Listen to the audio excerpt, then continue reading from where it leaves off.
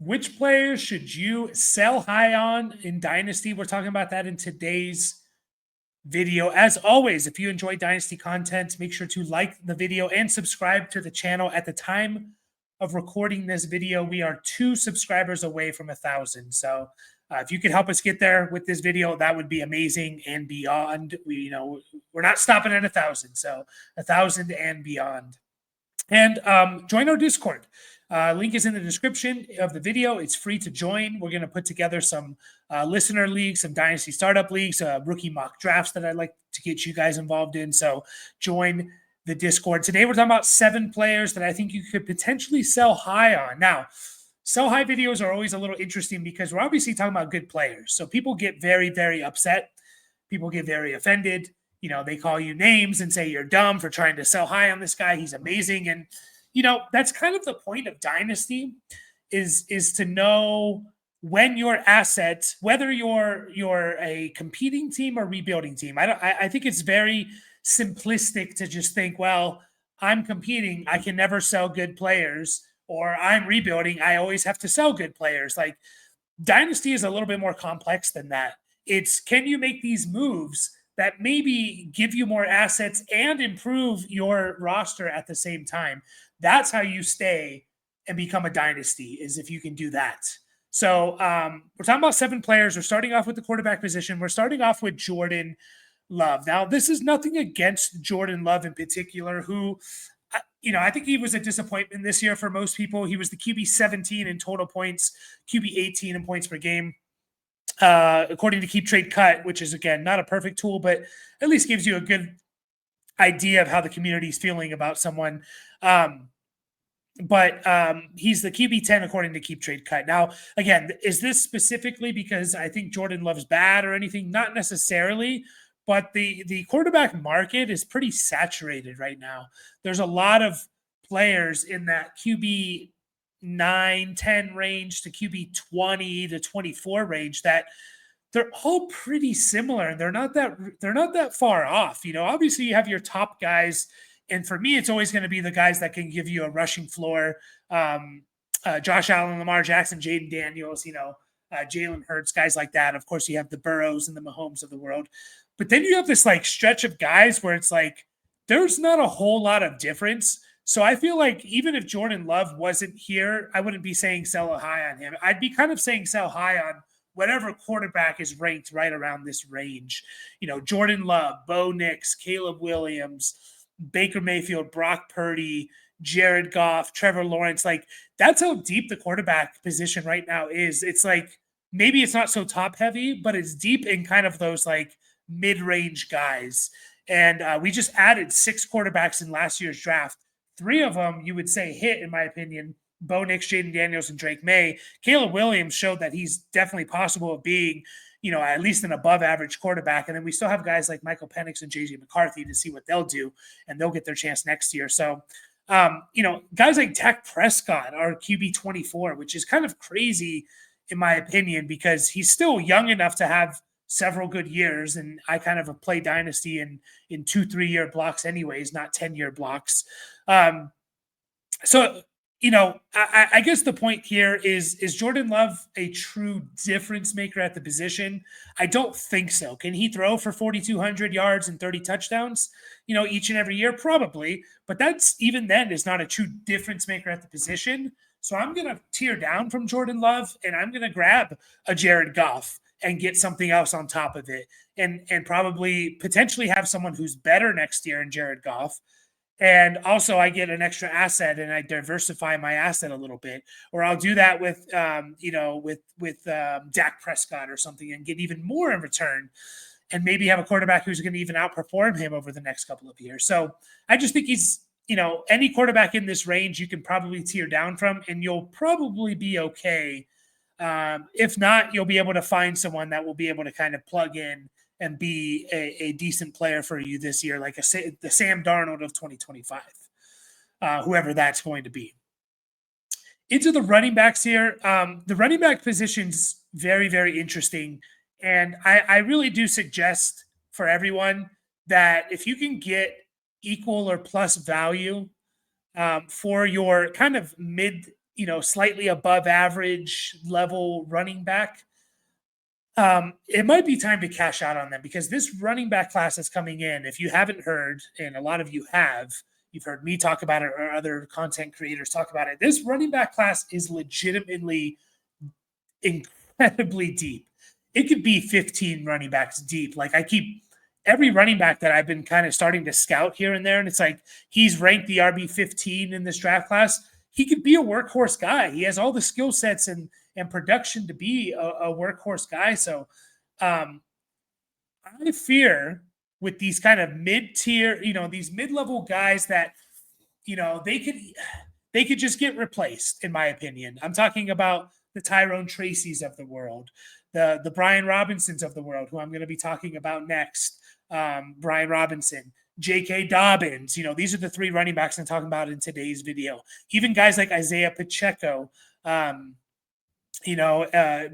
Stevenson, guys in this range where it's like, unless you are clear cut, Bijan, Brees Hall, Bucky Irving, Kyron Williams, like I just fear that there's going to be competition for a lot of these guys they're good, but they're not spectacular. They're not, no brainers. Like Tyrone Tracy reminds me a little bit potentially of like, will he take the Antonio Gibson career path where Antonio Gibson, if you remember, I believe finished as a top 12 running back 2 years in a row, his first 2 years in the NFL.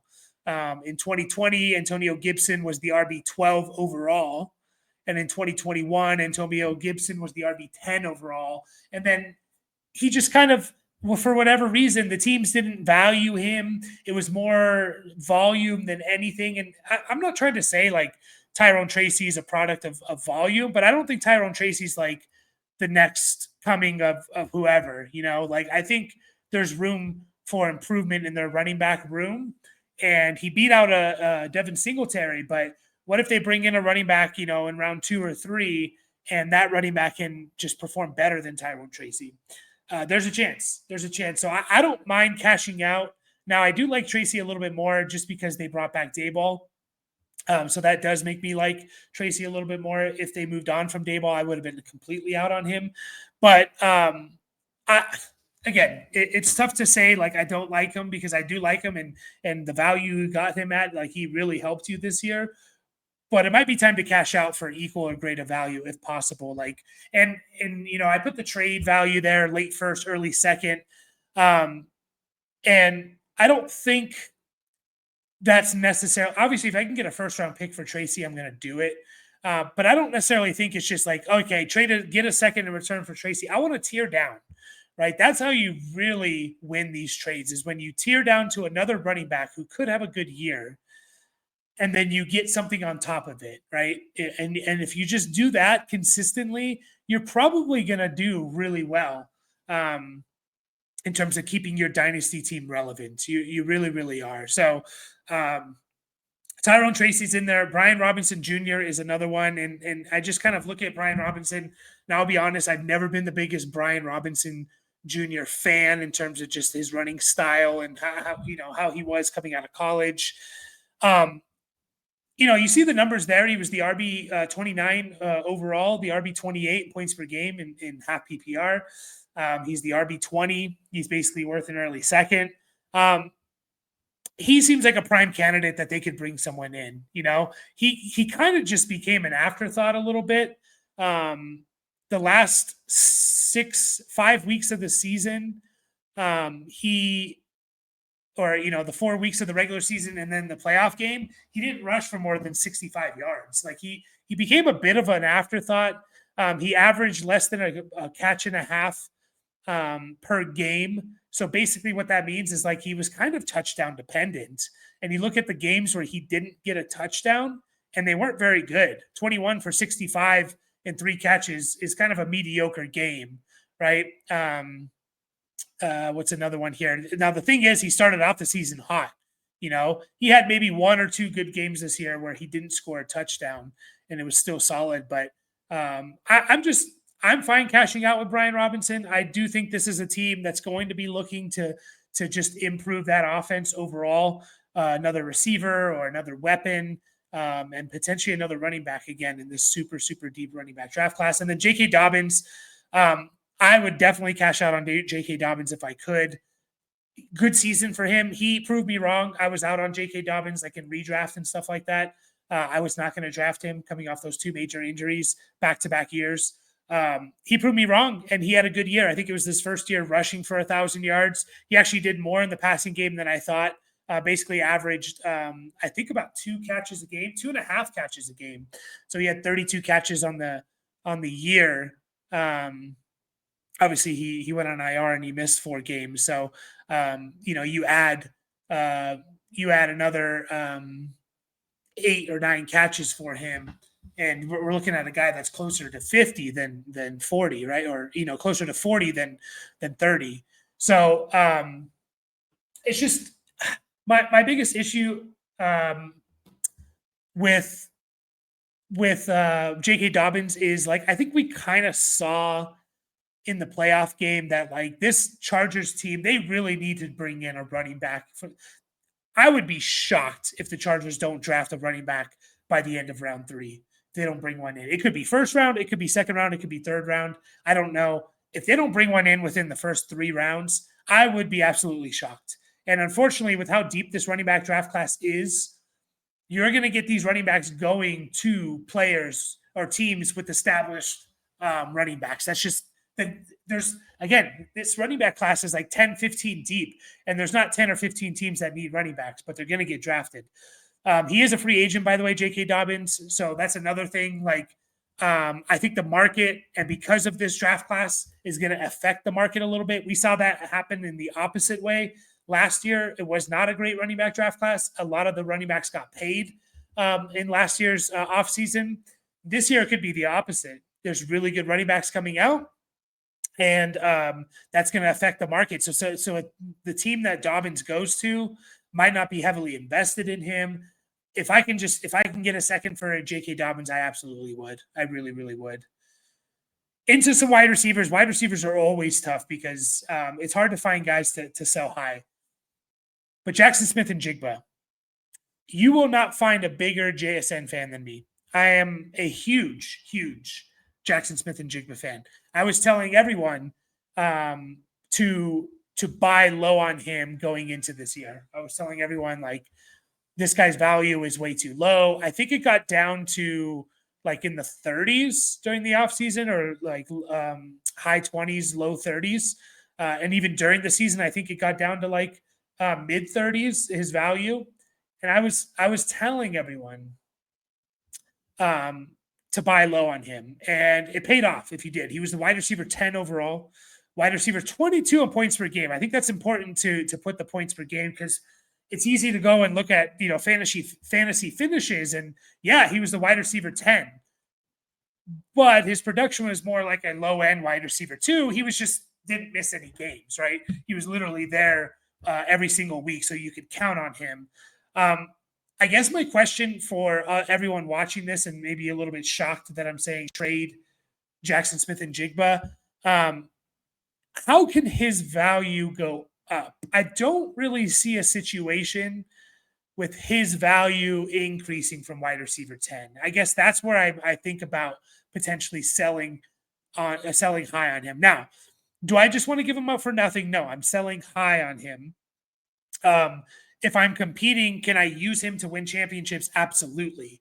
But you can also, even if you're competing, you could tier down and get picks and diversify him and liquidate Jackson Smith-Njigba into multiple assets, and you'll probably protect yourself a little bit more. For example, can I trade Jackson Smith-Njigba, and according to Keep Trade Cut, I can I trade him for Rome Odunze plus, right? Will someone give me, Rome Odunze and an early 2025 second for JSN? I might think about taking that trade. Or Rome Odunze and maybe even a 2026 first, or some kind of first in the future. Maybe a late first in this draft. I don't know. I don't know exactly how someone's going to look at, you never know until you try, kind of, right? And so it's one of those things where there's some receivers, because the receiver class, group is usually very, very deep. you can tear down pretty easily, get pieces, and potentially Roma Dunze could have a better season than JSN heading into this year, into 2025. AJ Brown is 3 spots lower than JSN. I would potentially do JSN for AJ Brown plus. Little moves like that, I think, really just help your team stay relevant. Again, if I'm competing and I just want to keep them, then keep them. That's fine. But I just don't know if I see a situation where his situation gets better. Like he increases from wide receiver 10 in value, and he just came off a season where the Seahawks were like top 5, I believe, in pass attempts per game, or in total pass attempts. Like, is that going to change? That could change, and that can affect him. He still has DK Metcalf there, who's still a really good receiver. So just a lot of factors there that I don't mind selling high on Jackson Smith-Njigba right now as the wide receiver 10. George Pickens is another guy that I don't mind selling high on. I was never the biggest George Pickens fan. I know people really loved George Pickens, and maybe on the right offense, George Pickens could be a monster. But the problem is he's on the Steelers. And what are they going to do to improve their situation? I have no idea. Are they going to pay Russell Wilson? Are they going to pay Justin Fields? Are they going to search for someone in the draft, which is hard because they made the playoffs and they seemingly make the playoffs every year, so they don't have a high draft capital? What are they going to do to improve their quarterback situation? And I think what we've seen from Pickens so far in this career is just he's not a big target hog. He's not. Now, he improved this year. He did improve this year in terms of targets per game, and catches per game and stuff like that. He went from about 3.4 in his first 2 years on average to 4.2 this year, which is great. I think he was averaging, just double checking here, he was averaging over 7 targets a game, just under 7.5 a game, which is good. I think what we know from Pickens is the way they use him on the Steelers, the quarterback situation, and maybe just the player that he is, that he's not a big volume guy, which is fine. But the problem is you probably, to be truly fantasy relevant and to be truly a fantasy difference maker, you need to score a lot of touchdowns. If you're not going to have a lot of volume, you need to score touchdowns. If you're only going to catch 60 or 70 passes a year, you're probably only going to put up 11 or 1,200 yards. You need to give me 8 plus touchdowns at least. Even in 2023, when Pickens played 17 games, he had 63 catches, 1,140 yards, 5 touchdowns. That's his best in his career. You look at what that actually meant for fantasy in half PPR, which is a better format for him, by the way. In half PPR, George Pickens was the wide receiver 26 in total points, the wide receiver 33 in points per game. That is not a difference maker in most dynasty leagues unless you play in deeper dynasty leagues. They're just not. So I think I'm willing to just trade. Like, if I can get a first round pick in this year's draft for Pickens, I'd probably just do it. I'd cash out now because that seems like an asset that is just ready to kind of tumble.